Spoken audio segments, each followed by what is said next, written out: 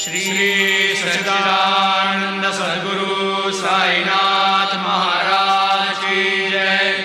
आरती साई बाबा सौख्यदातार जीवा, चरण रजतळे द्यावा दासा विसावा, भक्ता विसावा। आरती साई बाबा स्वस्वरूपी राहे दंग, मुमुक्ष जनादावी निज डोळा श्रीरंग, डोळा श्रीरंग। आरती साई बाबा जया मनी जैसा भाव, दया तैसा अनुभव। दाविसी दया घना ऐसी तुझी माव, तुझी माव। आरती साई बाबा तुमचे नाम ध्याता, अरे संस्कृती व्यथा। अगाध तव करणी मार्ग दाविसी अनाथा, दाविसी अनाथा। आरती साई बाबा कलियुगी अवतार, सगुण परब्रह्म साचार। अवतीर्ण झालासे स्वामी दत्त दिगंबर, दत्त दिगंबर। आरती साई बाबा 8 दिवसा गुरुवारी, भक्त करी तिवारी। प्रभु पद पाहावया भव भय निवारी, भय निवारी। आरती साई बाबा माझा निज द्रव्य ठेवा, तव चरण रज सेवा। मागणीची आता तुम्हा देवादिदेवा, देवादिदेवा। आरती साई बाबा इच्छित दिन चातक, निर्मल तोय निज सुख। आजावे माधवाया सांभाळ आपुली भाग, आपुली भाग। आरती साई बाबा सौख्यदातार जीवा, चरण रजतळे द्यावा दासा विसावा, भक्ता विसावा। आरती साई बाबा शिर्डी माझे पंढरपूर, साई बाबा रमावर, बाबा रमावर। साई बाबा रमावर शुद्ध भक्ती चंद्रभागा, भाव पुंडलिक जागा, पुंडलिक जागा। भाव पुंडलिक जागा याहो अवघे जन, करा बाबाशी वंदन, साईशी वंदन। करा बाबाशी वंदन, गणू म्हणे बाबा साई। भाव पाव माझे आई, भाव माझे आई, भाव पाव माझे आई। घालीन लोटांगण वंदीन चरण, डोळ्यान पाहिन रूप तुझे। प्रेमी अलंगिन आनंदी पूजिन, भावे वाळीन म्हणे नमा। त्वमेव माता पिता त्वमेव, त्वमेव बंधु सखा त्वमेव। त्वमेव विद्या द्रविणं त्वमेव, त्वमेव सर्वं मम देवदेव। कायेन वाचा मनसेन्द्रियैर्वा बुद्ध्यात्मना वा प्रकृतिस्वभावात् करोमि यद्यत् सकलं परस्मै नारायणायति समर्पयामि। अच्युतं केशवं रामनारायणं कृष्णदामोदरं वासुदेवं हरि श्रीधरं माधवं गोपिकावल्लभं जानकीनायकं रामचन्द्रं भजे। हरे राम राम राम हरे हरे, हरे कृष्ण कृष्ण कृष्ण हरे हरे। श्री गुरुदेव दत्त अनंता तुला ते कसे रे स्तवावे, अनंता तुला ते कसे रे नमावे। अनंता मुखाचा शिणे शेष गाथा, नमस्कार साष्टांग श्री साईनाथा। स्मरावे मनी त्वत्पदा नित्य भावे, पुरावे तरे भक्तीसाठी स्वभावे। तरावे जगातारुणी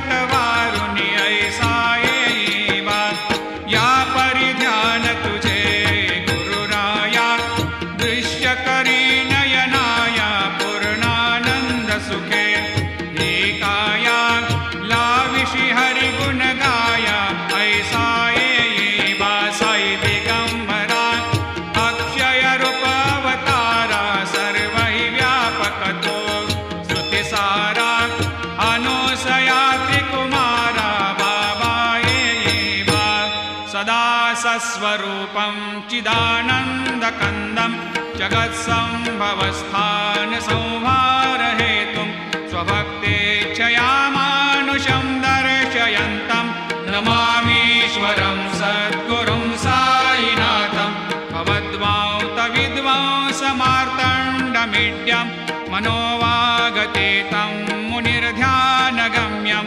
जगद्व्यापकं निर्मलं निर्गुणत्वां नमामीश्वरं सद्गुरुं साईनाथं भवाम्भोधिमग्नार्दितानां जनानां स्वपादाश्रितानां स्वभक्तिप्रियाणां समुद्धारणार्थं कलौ सम्भवन्तं नमामीश्वरं सद्गुरुं साईनाथं सदा निम्बवृक्षस्य मूलाधिवासात् सुधास्राविणं तेक्तमप्यप्रियन्तं तरुं कल्पवृक्षाधिकं साधयन्तं नमामीश्वरं सद्गुरुं साईनाथं सदा कल्पवृक्षस्य तस्याधिमूले भवद्भावबुद्ध्या सपर्यादिसेवां नृणां कुर्वतां भोक्तिमुक्तिप्रदन्तं नमामीश्वरं सद्गुरुं साईनाथम्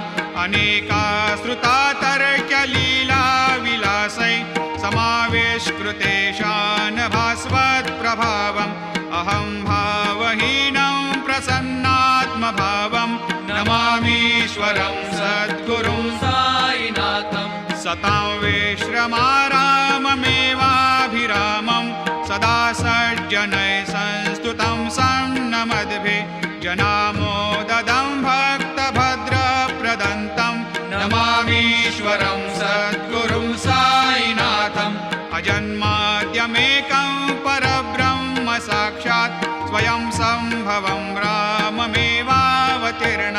भवद्दर्शनात् सम्पुनीतप्रभोऽहं नमामीश्वरं सद्गुरुं साईनाथम् श्रीसाईश कृपानिधेऽखिलनृणां सर्वार्थसिद्धिप्रदा युष्मत्पादरजप्रभावमतुलं धातापि वक्ता क्षमः सद्भक्त्या शरणं कृताञ्जलिपुट सम्प्रापितोऽस्मि प्रभो श्रीमत्साई परेशपादकमलान् न्यान्यच्छरण्यं मम सायिरूपधर रागोत्तमं भक्तकामविबुधद्रुमं प्रभुं माययोपहतचित्तशुद्धये चिन्तयाम्यमर्निशं मुदा शरत्सुधांशो प्रतिमं प्रकाशं कृपातपत्रं तव साईनाथ त्वदीयपादाब्जसमाश्रितानां स्वच्छायया तापमपाकरोतु उपासनादैवत साईनाथ स्तवैर्मयोपासनिना स्तुतस्त्वं रमेन्मनोन्मे तव पादयुग्मे भृङ्गो यथाब्जे मकरन्दलुब्धः अनेकजन्मार्जितपापसंशयो भवेद्भवत्पादसरोजदर्शनात् क्षमस्व सर्वान्धपरान्धपुञ्जकान् प्रसीद सायेश सद्गुरोदयानिधे श्रीसाईनाथ चरणामृतपोतचित्तास् सत्पादसेवनरतः सततं च भक्त्या संसारजन्यदुरितोर्धवनिर्गतास्ते कैवल्यधाम परमं समवाप्नुवन्ते स्तोत्रमेतत्पठेद् भक्त्या यो नरस्तन्मना सदा सद्गुरो साईनाथस्य कृपापात्रं भवेद्ध्रुवं रुसो मम प्रियाम्बिका मजवरी पिता हि रुसो मम प्रियाङ्गना प्रियसुतात्मजा हि रुसो भगिनी बन्धु हि श्वशुरसासुबाई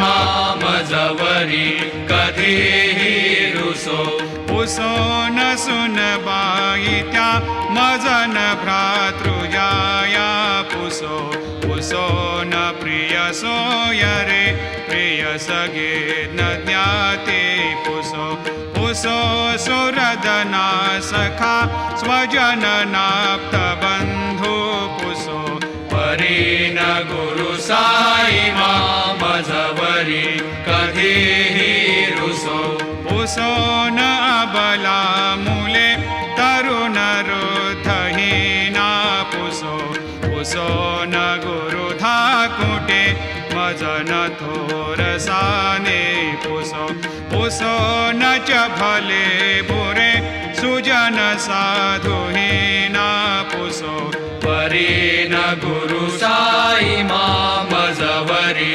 कधीही रुसो रुसो चतुरतत्त्वविद् विबुध प्राज्ञ ज्ञानी रुसो रुसो हि विदुषी स्त्रिया कुशल पंडिता हि रुसो रुसो महीपते यति भजक तापसे हे रुसो न दत्त गुरु साई मामजवरी कधीही रुसो रुसो कवि ऋषि मुनि अनघषेध योगे रुसो रुसो हि गृह देवता निकुल ग्राम देवी रुसो रुसो खल पिशाच हि मलिन डाकिने हे रुसो न दत्त गुरु साई मामजवरी कधीही रुसो रुसो मृग खग कृमि अखिल जीव जंतु रुसो रुसो विटप प्रस्तरा अचल आपगाब्धे रुसो रुसो खपवनाग्निवार अवनि पंचतत्वे रुसो न दत्त गुरु साई मामजवरी कधीही रुसो रुसो विमल किन्नरा अमल यक्षिणे हे रुसो रुसो शशि खगादिः गगनितारका हे रुसो रुसो अमर राजहि अदय धर्म राजा रुसो न दत्त गुरु साई मामजवरी कधीही रुसो रुसो मन सरस्वती चपल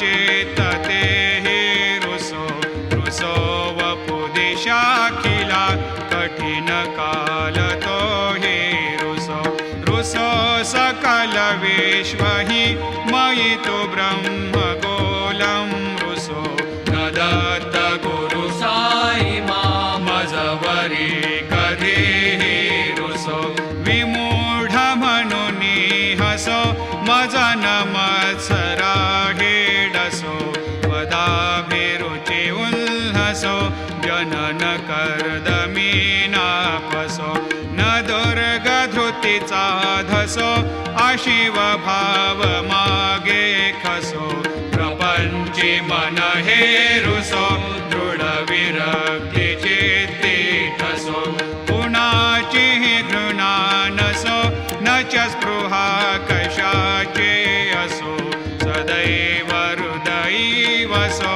मनसि ध्यानि साये वसो पदी प्रणय ओरसो निखिल दृश्य बाबादिसो न दत्त गुरु साई मामुपर्याजनेला रुसो हरि ओम यज्ञेन यज्ञमयजन्त देवा स्थानि धर्माणि प्रथमान्यासन्न तेहनाकं महिमान सजन्त यत्र पूर्वे साध्या सन्ति देवाः ॐ राजाधिराजाय प्रसह्य साहिने नमो वयं वै श्रवणाय कूर्महे समे कामान् कामकामाय मह्यं कामेश्वरो वै श्रवणो दधातु कुबेराय वै श्रवणाय महाराजाय नमः ॐ स्वस्ते